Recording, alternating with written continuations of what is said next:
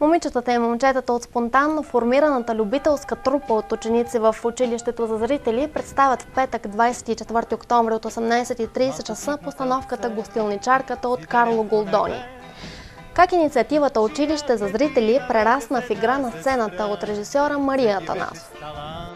По инициатива на драматичния театър Стефан Киров се сформира група "Училище за зрители". Откликват ученици от природо-математическата гимназия в Сливен, подкрепени от директора на училището Мариана Милева. Училище за зрители е една инициатива на директора на Сливенския театър.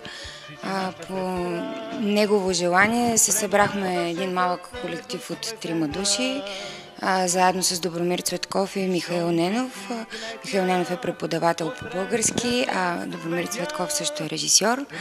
И направихме една програма, която е насочена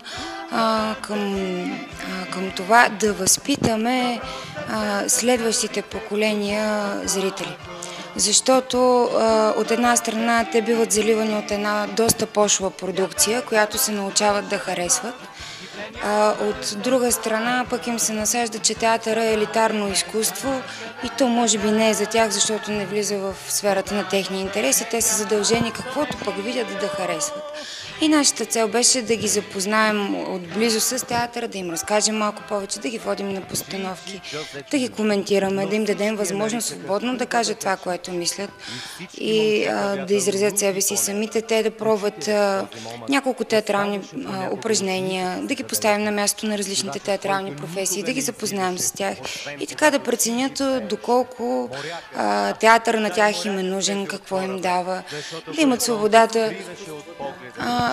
До каква степен те са зависими и имат нужда и как наистина то може да им разшири хоризонта и може да им помогне. С типичният за младите хора ентусиазъм, момичета и момчета от групата решават да се заемат с най-леката задача да играят на сцена.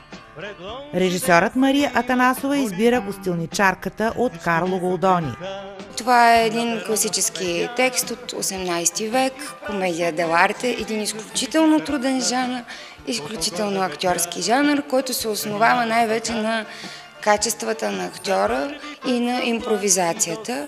Премиерата ще бъде на 24 октомври в Драматичния театър от 18:30. Ако посетите гостилницата на Мирандолина, ще бъдете обслужени от прислужника подмазвач, ще се срещнете с актрисите кокетки и ще може да изпиете по чашка с капитана Самохвалко, новобогаташа сладострастник и кавалера Грубиян. Когато се наситите на престорените им игри и нелепи домогвания, откровена глупост и безкрайно самочувствие, хитрушата Мирандолина ще ви поднесе за десерт една пресолена подигравка с най-съкровените им чувства. Пред публика ще излязат любителите Василена Маринова, Мирела Тонева, Невена Маринова, Павлин Пенков, Савина Кутева, Теодора Андреева и актьорът Димитър Костадинов. Костюмограф е Ния Михайлова, художник е Петко Плачков.